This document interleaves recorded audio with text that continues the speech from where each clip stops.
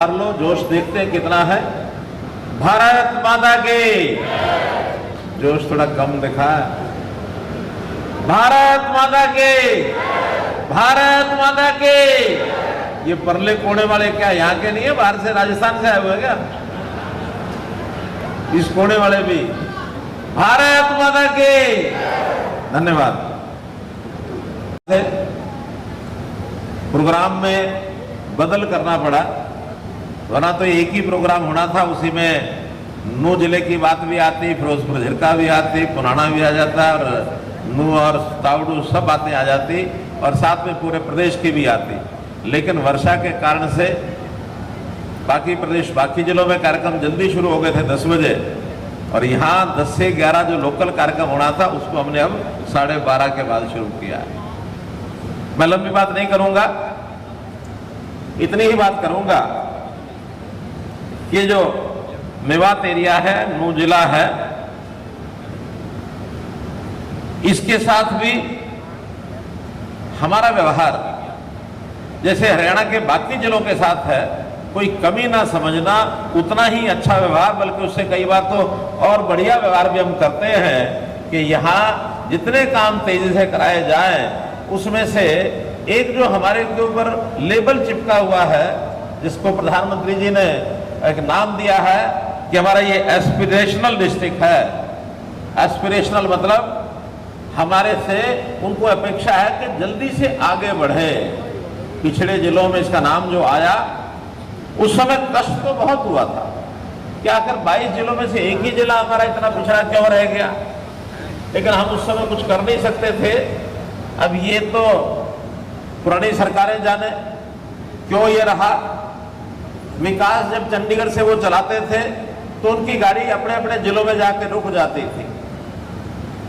यहां पर वो कभी विकास की गाड़ी लाए नहीं, और हमने तो जैसे घोषणा की कि पूरी गाड़ी भर करके यहां लाए हैं और यहीं से बाकी जिलों को बांटा है हमने। आज अगर पंचकुला का और सिरसा का कोई शिलान्यास उद्घाटन हुआ है तो भी यहीं से हुआ है। आज करनाल, रोहतक, भिवानी और हिसार के उद्घाटन हुए तो यहां से हुए हैं। इसलिए भाई बहनों, इस जिले का एक महत्व मैं मानकर चलता हूं। एक अपेक्षा जरूर आपसे करता हूं कि इस जिले को, जो पिछली पार्टियां राज करती रही, हमेशा वोट बैंक के नाते से मान के चलती रही कि वोट ले लो और हमारा काम खत्म, और यहां के लोग पछताते रह गए। और उस पछतावे का कारण भी बताता हूं। मैं पिछले 15-20 साल का इतिहास देख रहा हूं। यहां की जनता भी उसको समझ तो जाती है कि इन्होंने वोट लिया, बाद में कुछ किया नहीं, और जिसके कारण से यहां के लोग पलटा भी मारते रहे हैं। इस बार ये पार्टी, इन्होंने कुछ नहीं किया, अगली बार दूसरी पार्टी, उन्होंने कुछ किया, कुछ नहीं किया तो अगली बार तीसरी और पार्टी, या उसी में अदल बदल करते रहे। और इन्होंने चालाकी से काम और किया है जो आपको, मुझको, दोनों को समझना पड़ेगा। इन लोगों ने सत्ता का इतनी भूख है कि झूठ बोल बोल कर आपको बहका बहका कर भारतीय जनता पार्टी में और आपके बीच में खाई पैदा करके रखी है। हमेशा खाई पैदा करके रखी है। जो इस बात को मानते हैं कि हाँ, भारतीय जनता पार्टी में और आप लोगों में, उन कांग्रेस के लोगों ने या लोकदल के लोगों ने खाई बना करके रखी है, जो इस बात से सहमत हैं, जो इसके साथ इकबाल रखते हैं, वो जरा एक बार मुझे बताएं ऐसे कौन कौन है, हाथ खड़ा करके कि बात ठीक है कि नहीं है। आज इतने सारे लोग मानने के लिए तैयार हैं कि खाई बना के रखी है, डरा के रखा है। बीजेपी आएगी, मुसलमानों को खा जाएगी, मोदी आएगा, मुसलमानों को खा जाएगा। ये आरएसएस के लोग पता नहीं मुसलमानों को टिकड़े देंगे, टिकड़े देंगे। भाइयों, देशभक्ति की ये पार्टी है, और देशभक्ति का मतलब जो देश के लिए सोचेगा, हम उसके साथ खड़े हैं। जो देश के विरोध में सोचेगा, वो चाहे किसी भी जाति का हो, वो हिंदू हो, मुसलमान हो, सिख हो, ईसाई हो, जैन हो, बौद्ध हो, देश के खिलाफ सोचने वाला वो देश का दुश्मन है, तो हमारा भी दुश्मन है।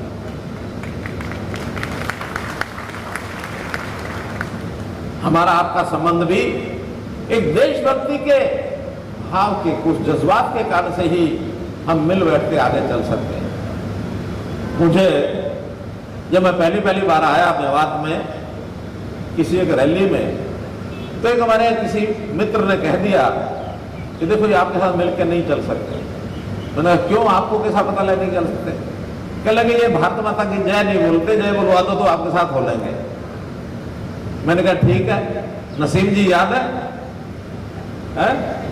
याद है? गवाह है नसीम अहमद। मैंने वही 2 मिनट भूमिका बनाई।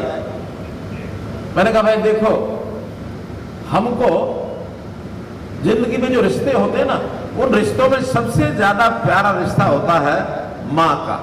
किसका होता है? किसका होता है? जरा जोर से बोल दो, किसका होता है? माँ का।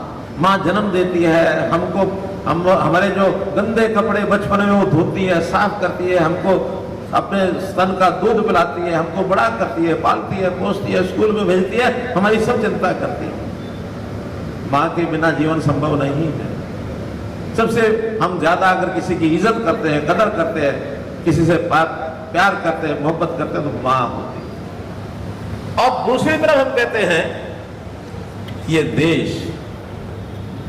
देश जो है खाली है कोई जमीन का टुकड़ा नहीं है, बल्कि देश की भूमिका होती है कि देश भी हमको पालता पोसता है। जो भूमिका माँ की होती है वही देश की होती है। देश भी माँ है, इसलिए हम देश को माँ मानते हैं। और जब देश को माँ मानते हैं तो देश का नाम है भारत, है कि नहीं?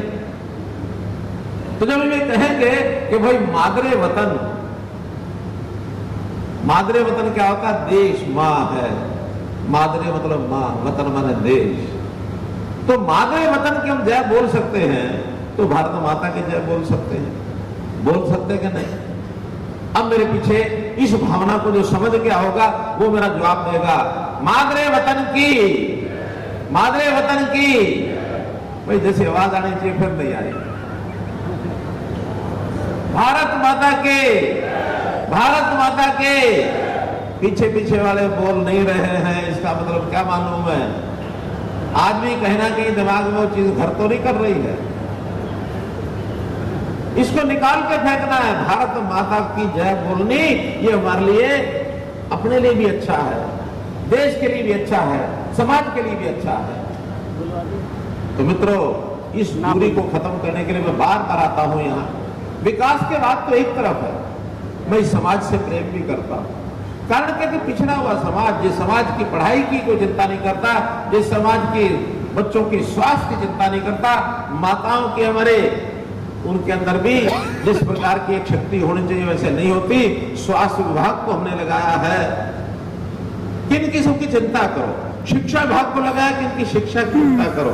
मैं तो पीछे मदरसे वाले अपने लोग आए थे, इमाम जाकिर हुसैन जी ने मुझे मिलवाए थे, 30-35 लोग थे ना। 5 जनवरी में गुड़गांव मीटिंग हुई थी और इमाम आए, मैंने पूछा, मैंने कहा पढ़ाई के बारे में आपका क्या ख्याल है? कि हमारा बिल्कुल एकदम ख्याल है कि देश के प्रति लगाव ये पढ़ाई के माध्यम से होना चाहिए और हम चाहते हैं कि हमारे मदरसों में पढ़ने वाले बच्चे ये इस देश की मुख्य धारा की जो शिक्षा है वो भी लेनी चाहिए। और उन्होंने एक और बात कही, बड़ी अच्छी लगी। कह लगे हम इसीलिए अपने बच्चों को मदरसों में दिन में नहीं बुलाते हैं, हम शाम को बुलाते हैं, ताकि हमारे बच्चे दिन में स्कूल में जाए, शाम को हमारे पास आए, हम उनको एक धार्मिक तालीम, मजहबी तालीम देना चाहते हैं। मजहबी तालीम ले लें, मजहबी तालीम में कुछ गलत नहीं है, अच्छे संस्कार मिलते हैं, आदमी का जीवन वो अच्छा होता है। लेकिन साथ साथ जो देश की आम भाषा की पढ़ाई है, उसमें विज्ञान है, उसमें मैथमेटिक्स है, उसमें हिंदी है, उसमें अंग्रेजी है, उसमें और देश के इतिहास से जुड़ी चीजें हैं, वो भी बच्चों को पढ़नी चाहिए। विकास की बातें तो हमेशा करते हैं। मैं तो इस समाज को, यहाँ का ये जो नूह जिले का हमारा समाज है, जिसको ज्यादातर बहुसंख्या में मुस्लिम समाज के नाते संज्ञा दी जाती है, देश की मुख्य धारा में बहुत बड़ी संख्या में आ चुका है। थोड़े बचे हैं, उनको भी मुख्य धारा में लाइए। भैया वोट किसी को देना, किसी को ना देना, आपको जो अच्छा लगे उसको देना, लेकिन अगर देश की मुख्य धारा में आ जाओगे, ये देश का सारा समाज सुखी रहेगा। ये मेरी आपसे निवेदन है, मेरा आह्वान। भाइयों बहनों, जैसा मैंने बताया कि इस इलाके में अभी तक तो मैं प्रदेश की बात कर रहा था, 2700 करोड़ के उद्घाटन जो शिलान्यास हुए, उसमें 9 उद्घाटन और शिलान्यास यहां के भी हुए, जिसकी कुल कीमत 305 करोड़ है। और इसमें जो बड़ा प्रोजेक्ट है, ये जो रेनीवेल का प्रोजेक्ट है, फिरोजपुर झिरकार जो हमारे नगीना ब्लॉक के 80 गांव हैं, इसकी कुल 263 करोड़ रुपए की लागत है। एक बड़ा प्रोजेक्ट जब मुझे लगा कि इस इलाके में तो मुझे यहीं से साढ़े 2700 करोड़ का जो है उद्घाटन शिलान्यास करना चाहिए, इसलिए मैं यहाँ आया हूँ। इसलिए आया हूँ, ये कार्यक्रम कहीं भी कर सकता था, और बल्कि मैंने इस कार्यक्रम को 2 बार लेट भी किया। एक बार 1 तारीख को था, क्यों लेट किया था वो? हाँ, मैंने 1 तारीख का कार्यक्रम रखा। नसीम भाई से पूछा है, कल जी बकरीद है, कोई नहीं आ पाएगा। मैंने कहा ठीक है भैया, लेट कर लो। इसके कारण से दिल्ली की मेरे सारे हरियाणा के प्रोजेक्ट केवल इस एक कारण से और 15-16 दिन लेट हो गए। लेकिन कोई नहीं, मेरा जो संकल्प था वो मैंने पूरा किया और आपके यहाँ करके इस कार्यक्रम को किया है।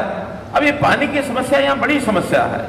इस समस्या को हल करने के लिए ऐसा नहीं कि एक इस प्रोजेक्ट से हो जाएगा। इसके अलावा भी ये जो 9 विधानसभा के कुल 71 गांव हैं, उनकी 4 रेन्यूअल की एक नई योजना डीपीआर उसकी बन चुकी है। 306 करोड़ रुपया उसकी कीमत आंकी गई है। बहुत जल्दी उस पर भी काम शुरू हो जाएगा। 9 विधानसभा के 71 गांव, क्योंकि पानी ही सबसे बड़ी चीज है आदमी इंसान के लिए। इंसान कुछ भी चीज छूट जाए, लेकिन हवा और पानी छूट गया तो एक क्षण भी आगे नहीं चल सकता। जिसको हवा और पानी को मिला के कहते हैं आबो हवा। ये आबो हवा ये शरीर को जिंदा रखती है। पानी भी चाहिए, हवा भी चाहिए। हवा में हमारी ऑक्सीजन, इस ऑक्सीजन को शुद्ध करने के लिए पेड़ लगाना ये हमारा मुख्य काम है। जंगलात ज्यादा होंगे तो हवा अच्छी आएगी। और पानी अगर मान लो हमने शुद्ध पिया, ठीक पानी मिल गया, तो शरीर को बीमारियां नहीं लगेंगी, शरीर की जरूरतें पूरी होंगी, शरीर तंदुरुस्त होगा। इसलिए इस काम को हम कर रहे हैं। इन विकास के कामों में बिस्सर में 16.5 करोड़ रुपए की लागत का गवर्नमेंट कॉलेज, इसका भी एक ये कार्यक्रम हुआ है। इसके अलावा जो मुख्यमंत्री की घोषणाएं इस इलाकों में मैंने की है, चाहे किसी रैली में आके की, चाहे हमारे जो मित्र हैं जो राजनीतिक तौर पर हमको मिलते जुलते हैं, उन्होंने बताई। 227 घोषणाओं के काम पूरे हो गए हैं। केवल 36 काम ऐसे हैं जो अभी इस समय चल रहे हैं, प्रोसेस में हैं, प्रगति पर हैं। बहुत जल्दी वो काम भी हो जाएंगे। इसी प्रकार जहां तक सड़कों का ये विषय बताया, यानी सड़कों का जाल तो ये दिल्ली मुंबई जो मैंने पहले जिक्र किया है, ये अपने आप में इस इलाके का नक्शा बदलने वाला है। मुझे जरूर लगता है कि इस इलाके में जमीनों के भाव काफी बड़े होंगे। बड़े हैं क्या? कनेक्टिविटी जो ये है इसके आसपास क्या रेट था, क्या हो गया? कहते लाखों से करोड़ों हो गए। अब कितने लाख तेरे कितने करोड़ हो गए, हिसाब लगाते रहेंगे। लेकिन बहुत बड़ा परिवर्तन ये आया है। और सड़कों के जाल में बाकी जितने काम चल रहे हैं। एक सड़क तक मैं चर्चा जरूर करना चाहूंगा, नूह से लेकर के और ये जो हमारी मुंडा का बॉर्डर तक, यहां से जो होकर निकलती है फिरोजपुर झिरका से, इस रोड पर भी कई बार बातें हुई, कई बार चीजें आगे बढ़ी, किन्हीं कारणों से वो रह गई थी। लेकिन अब इसका पैसा मंजूर हो गया है। 350 करोड़ रुपया इस पर लागत आएगी। इसकी डीपीआर तैयार हो गई है। और आज मैं बता रहा हूं कि अब ये महीना चल रहा है जुलाई का, ये अक्टूबर के अंत तक नहीं तो नवंबर के शुरू में इसका काम भी शुरू हो जाएगा।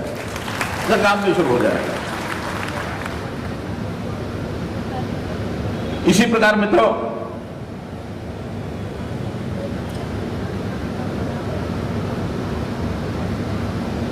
हरियाणा ऑर्बिटल रेल कॉरिडोर हमने जो केएमपी बनाई है, ये केएमपी भी मेवात जिले में से, नूह जिले में से होकर निकल रही है। और इस केएमपी का कारण से चंडीगढ़ जो कभी बहुत दूर होती थी वो नजदीक हो गई है। हमें दिल्ली के अंदर से होकर निकलना पड़ता था, घंटों जाम में रहते थे। अब मैं भी आज इसी केएमपी से आया हूं यानी आप हैरान हो जाएंगे जब मुझे सवेरे 8 बजे फोन आ गया हमारे हेलीकॉप्टर वाले पायलट का कि हेलीकॉप्टर से नहीं जा सकेंगे, बरसात इतनी है और बादल बहुत ज्यादा हो गए हैं। मैंने कहा भाई मैं तो प्रोग्राम छूट जाएगा, जा ही नहीं सकूंगा। कम से कम 3 साढ़े 3 लग जाएंगे सोनीपत से, 3 साढ़े 3 घंटे। तो उसने पायलट ने कहा, आया हुआ कभी वो, कह रहे ना जी ना 2 घंटे पहुंच जाओगे। मैंने कहा संभव ही नहीं है, मुमकिन नहीं है कि 2 घंटे में पहुंच जाओ। खैर उन्होंने मुझे बता दिया कि आप सड़क से इसी रास्ते से जाओ, पहले केएमपी चले जाओ और केएमपी से फिर आगे जो सोना का जो हमारा चौक है, उसका नाम पहले कुछ और था, सोना केएमपी आईएमटी रोजकामेव, कि रोजकामेव से 6 किलोमीटर आगे और आप दिल्ली मुंबई पकड़ लेना। अब उसको तो कैप्टन है, हवाई जहाज का ड्राइवर है, यानी पायलट है हेलीकॉप्टर का, लेकिन उसको भी इतना ज्ञान है। और मैंने ठीक 9:08 पर वहां से मैं चला और ठीक 10:05 पर रेस्ट हाउस फिरोजपुर पहुंच गया, 2 घंटे। अब ये कमाल है, नूह के जिले के लोगों की कितनी सहूलत है। 2 घंटे यहां तक और 2.5 घंटे मानो सोनीपत से जाएंगे सीधे चंडीगढ़ तक, 4.5 घंटे में चंडीगढ़ पहुंचते हैं। और कोई जमाना था कि यहाँ के आदमी सुबह चलता था, शाम को रात को चंडीगढ़ पहुंचता था। तो इसलिए हम राजधानी के साथ जुड़ गए इन सब, और उसी के साथ साथ केएमपी के साथ साथ अब एक नई रेलवे बनने जा रही है, हरियाणा ऑर्बिटल रेल कॉरिडोर। अब उनको चंडीगढ़ जाना होगा तो उसके साथ जो भी स्टेशन बनेगा, रोजकामेव बने या और जो भी को बनेगा, वहां से आप उस ट्रेन में बैठेंगे सीधे चंडीगढ़, शताब्दी की तरह फर जाएंगे, कहीं कोई समस्या नहीं आएगी। दिल्ली मुंबई इंडस्ट्रियल कॉरिडोर की तो बात मैंने बताई दी है आपको। सड़कों की जितने भी मुरम्मतें हैं या जितने बस अड्डे हैं, इन सब के ऊपर इस समय 1042 किलोमीटर सड़कों की मुरम्मत ये भी चल रही है, क्योंकि कुछ पिछले दिनों में बरसात में, उससे पहले भी टूटी हुई थी। हमने हर एक विधानसभा में 25-25 करोड़ रुपया, जैसे मैंने बताया हम भेदभाव नहीं करते। हमारे तीनों विधानसभा के यहाँ प्रतिनिधि बैठे हैं, जो प्रतिनिधि तो क्या, उनके वहां जो चुनाव पहले लड़े हुए लोग हैं, चाहे नसीम है, चाहे हमारी बहन नौक्षम चौधरी है, या अपने जाकिर हुसैन जी हैं, सभी विधानसभाओं के क्षेत्रों में 25-25 करोड़ रुपए का काम अभी भी सड़कों की मुरम्मत का चल रहा है। नई सड़कें अलग। तो मित्रों 44 करोड़ रुपए के 33 किलोवाट के 7 सब स्टेशन इस जिले में बनाए गए हैं, यानी पावर के सब स्टेशन बनेंगे तो बिजली पूरी आएगी। अब वो समस्या खत्म हो गई कि बिजली 4 घंटे आती है, 2 घंटे आती है, 6 घंटे आती है। आधे गांव इस जिले में, हालांकि बाकी हरियाणा के हिसाब से यहाँ जो परसेंटेज है वो कम है। पूरे के पूरे गांव अगर 24 घंटे बिजली के लेने के लिए आना है, थोड़ा सा आगे बढ़ना पड़ेगा। पुराने बिल सारे खत्म कराओ, हमने बहुत माफ कर दिए। 1 साल का बिल देना है गरीब आदमी को, उससे ज्यादा नहीं। 10 साल का भी पुराना है तो 1 साल का दे तो 9 साल का माफ करा देंगे, सिर्फ 1 साल का, और वो किस्तें बढ़ा देंगे, 6 किस्तें बढ़ा देंगे उसकी। और जिसने कनेक्शन नहीं लिया वो कनेक्शन ले ले। किसी को दिक्कत तकलीफ है, लिख को हम देते हैं, लिख के देते हैं, उसको ठीक कराएंगे। बिजली आज के दिन में जैसे रोटी पानी जरूरी हो गया, बिजली जरूरी हो गई। और थोड़े दिन रुक जाओ, अभी शायद आपका गुजारा चल रहा होगा, थोड़े दिन के बाद अगर रिश्ता करने के लिए लड़की के बाद घर में भी जाओगे तो लड़की पूछेगी कि आपके गांव में बिजली है कि नहीं है। अगर आपके गांव में बिजली नहीं होगी तो शायद वो भी मना कर देगी कि मैं नहीं जाऊंगी शौहर के घर। इसलिए आगे की तैयारियां अपनी कर लो। बिजली 24 घंटे लेने के लिए हमारे अधिकारियों से संपर्क करो, गांव में सबको समझाओ, कुंडी कनेक्शन नहीं लगाएंगे, बिल सब दे देंगे टाइम से, जो थोड़ा सा बिल होता देना है। और जैसे मैंने पहले कहा था, मुफ्त की आदतों में पड़ना मत। मुफ्त खाने वाला कभी भी सीना चौड़ा नहीं कर सकता, माथा ऊंचा नहीं कर सकता। गैरत से जियो। तो इस प्रकार से हमको इन कामों पर आगे बढ़ना पड़ेगा। अभी भी 149 गांव यहां के ऐसे हैं जहां 24 घंटे बिजली होना बकाया है। 37,000 गांव में हमने गांव के घरों में नए कनेक्शन बिजली के पिछले 3 साल में दिए हैं।